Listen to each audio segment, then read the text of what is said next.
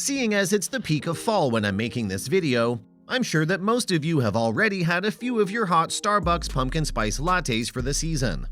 And while most of us are slowly making this transition to the warmer end of the coffee spectrum, I'm sure that there are still those among you who are unwilling to make the switch from your bright, refreshing, vanilla Sweet Cream Cold Brews from Starbucks. But Mystic, you ask, isn't coffee taste subjective? Shouldn't everyone be allowed to have the coffee that they prefer? Well, as it turns out, the answer might not be as dependent on preference as you think. And in fact, according to some actual scientific research, the difference between wanting your coffee cold or hot can make the difference between how long you live, how coffee affects you, and even how you treat others. Hi everyone, welcome to Food Mystic. Today, I'm going to talk about the ever-increasing rift between those who prefer hot coffee and cold coffee. And we'll tell you exactly what makes the two approaches so different, how each of them affects your body, and finally, in the end, we'll talk about which one might be better for you, so you better watch until the end. But before we begin, if you find videos like this interesting, please go ahead and smash the like button. And more importantly, subscribe if you haven't done so already. With that, without any further ado, let's get started by talking about the most important practical factor: health. Now, cold coffee such as Starbucks Iced Cafe Americano has admittedly been growing in popularity among nutritionists and dietitians over the past few years. But as a whole, if you ask almost any diet specialist which kind of coffee is better for your system, the answer will unanimously fall in the court of hot coffee, and for good reason. Not only is drinking warm beverages in general better for the body and its systems than having cold beverages, as it introduces internal warmth and boosts metabolism, but hot coffee such as a Starbucks Honey Almond Milk Flat White also has a lot more antioxidants and other chemicals that make stuff like herbal teas so useful. As a 2018 study published in Scientific Reports found, a hot brewed drink such as a Starbucks Blonde Vanilla Latte and a cold brewed drink like the Starbucks Iced Cafe Mocha are significantly different in their chemical makeups, not the least of which is the antioxidants that are prevalent in hot brewed coffee when compared to cold brewed types. And while the word antioxidant does sound like a buzzword these days, according to MD Dr. Nikola Georgievich, at least in hot coffee, these antioxidants can lower the risks of things like cancer, liver disease, heart disease, and diabetes, and even reduce the risk of untimely health-related death, all of which is reduced even further with repeated use. That being said, it seems like the ball is no longer purely a steaming cup of Starbucks espresso's court, as cold coffee is quickly becoming a health favorite. Now, one of the biggest reasons that so many people prefer Starbucks Iced White Mocha Frappuccino over, say, a piping hot cup of its Veranda blend is the noticeable decrease in the signature coffee bitterness. And while enthusiasts will scream at how important the bitterness is for the experience, health experts might warn you against enjoying it too much. You see, that bitterness is the result of acids that are produced when coffee is cooked in hot water. And since cold brews are not exposed to such temperatures, they have less acid in them, which is much less damaging to your stomach, teeth, and other health systems.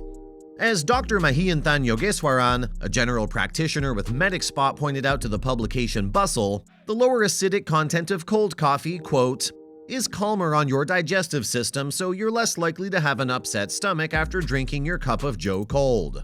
And while the effects might not be as strong as with hot coffee, there are still some chemicals in cold coffees that make it a massive health boost. As Dr. Yogeswaran once again says, iced coffee is surprisingly helpful, as it contains compounds such as caffeine, magnesium, trigonelline, and phenolic compounds that can work by both stabilizing your blood pressure, increasing insulin sensitivity, and lowering blood pressure. And while we're on the topic of health, it's only natural that we talk about that one thing about foods someone cares about too much: calories. For the most part, the number of calories from the actual coffee portion of a good coffee is pretty much negligible, as coffee beans themselves have practically no energy value. And that doesn't seem to change between the two different kinds of preparation and consumption. So as long as you're someone who only likes pure no-sugar black coffee, having it cold or hot won't make a difference to your diet. But for people who like to have a little extra with their coffee, by which I mean normal people, the story is a little different. Because you see, while there are many ways to spice up your coffee, both hot cinnamon dolce lattes or cold ice shaken espressos, With things like different kinds of milk, cream, sweeteners, and flavorings, the additives for cold coffee are significantly less healthy than they are for hot coffee. Hell, even a hot latte with elaborate cream art will have fewer excessive things in it than a simple cold latte. And that's without considering the portion size, in which a cold coffee such as an iced vanilla blonde latte takes another hit. You see, surveys have found that even the smallest portions of an iced white chocolate mocha are larger than the average hot cup of Pike Place roast. Add to that the cream, the spices, the kinds of milk, and anything else, and then multiply it by how many times a week you'll be having it. And it shouldn't surprise you when you find out that Starbucks cold offerings like their iced caramel macchiato comes with a much bigger calorie tax than their hot drinks such as a cafe misto. Now, we've talked about acids, antioxidants, and calories, but there's still one chemical that we haven't talked about, and it might be the most important one of all. So let's now talk about the caffeine difference. Now, this might be the category that is easiest to settle for either team, since for people who are hardcore caffeine junkies, the choice of coffee has got to be a good hot brew, since a ton of experiments have found that brewing coffee grounds in hot water extracts as much as 50% more caffeine than a cold brew. But the same can easily go the other way, since people who don't really care about caffeine, or more significantly, people who get upset with a lot of caffeine, might have no choice but to go for cold brews.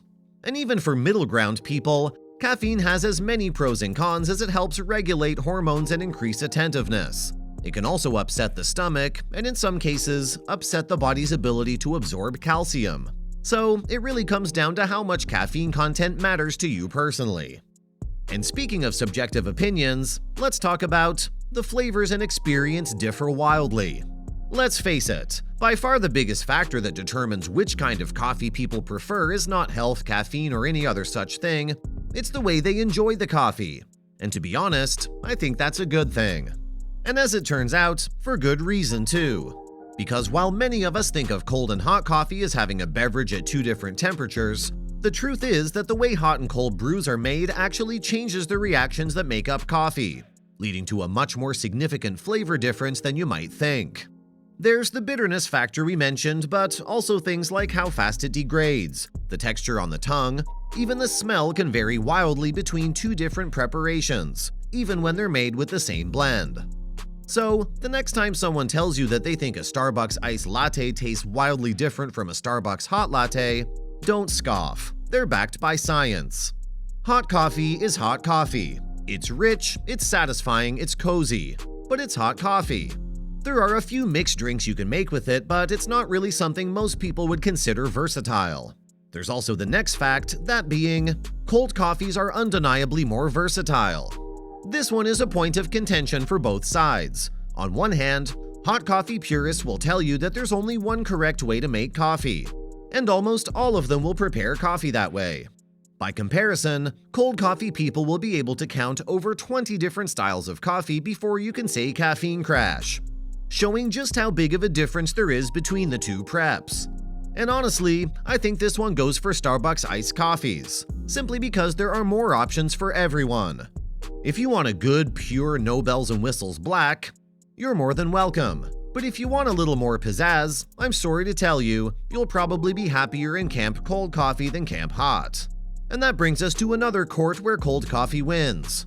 That being the court of public opinion, since the public clearly prefers their coffee cold.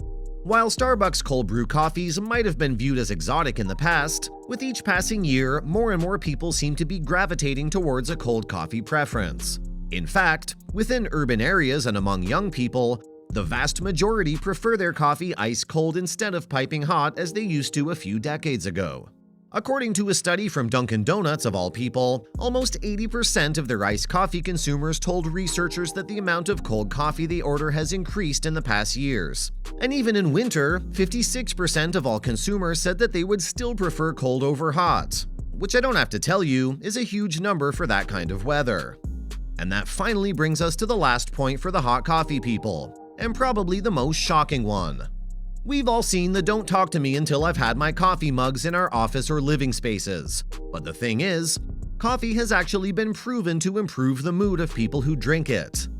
And as it turns out, it affects people disproportionately depending on the kind of coffee they prefer.